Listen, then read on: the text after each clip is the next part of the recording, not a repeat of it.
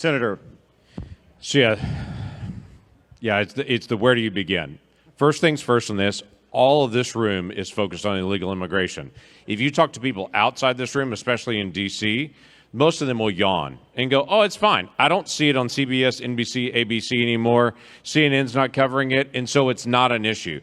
I have people in my state, in Oklahoma, that will say, things must be getting better along the border because I never hear about it anymore because the national media has looked away. So first things first, when we want to address this, continue to be able to keep it in the forefront. Continue to be able to talk to other people that this is a problem. We had more than 2 million people illegally cross our border last year. 2 million people illegally cross our border. To put that in perspective, we had just over 800,000 people legally come into the United States. So we have more than twice as many people illegally coming in the country than we do have legally coming into the country at this point.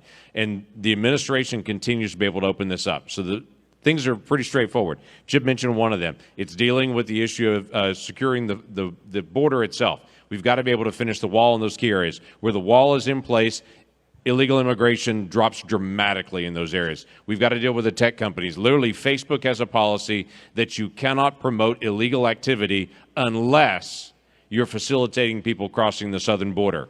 That is in their policy area. Verbatim. If you're facilitating people illegally crossing the border, that's okay on their platform on it. So we've got to be able to deal with some of those. We've got to be able to maintain Title 42. What President Trump put in place with Title 42 was the ability to be able to turn people away. It's one of the number one issues that the Border Patrol will tell you when Title 42 goes away.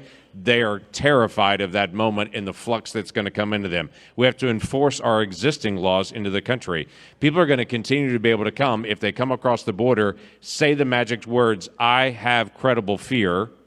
When they say the magic words on that, then they go into an asylum process. Brace yourself for this. Currently, asylum takes 8 years to get your final hearing. So when they cross the border, regardless of where they're coming from, not a single one of them has a criminal background check from the country they're from. They're evaluated to see if they're on our terror watch list or if they have a criminal history here. But we're not evaluating where they're coming from, any criminal record. They're in the country for 8 years. If you do catch and release, you get more people coming. That's the basics of it. We have about 6,000 to 8,000 people a day illegally coming into the country. ICE is currently deporting 161 people a day. So do the math on that.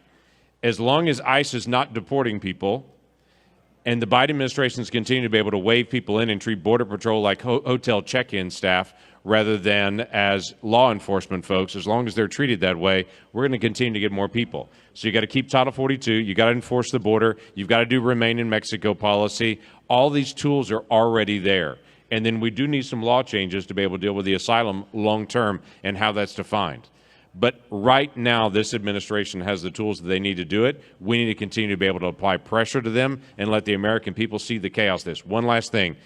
The mayor of Washington, D.C., 2 weeks ago, complained about Texas sending people illegally here, saying that they're here overwhelming their homeless shelters, everything else. When she sent that message out, I sent her a message back reminding her 3 years ago she declared Washington, D.C. a sanctuary city.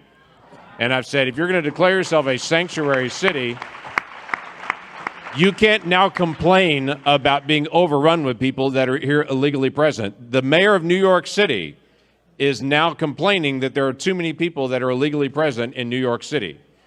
When the liberal mayors of Washington, D.C. and New York start complaining to this administration, you know it's getting out of control. That's when we should continue to press the gas and to say all this craziness that's happening nationwide, the crime, the drug movement, everything else, that all ends on President Biden's desk. So continue to be able to put the focus right there where it belongs. Great remarks.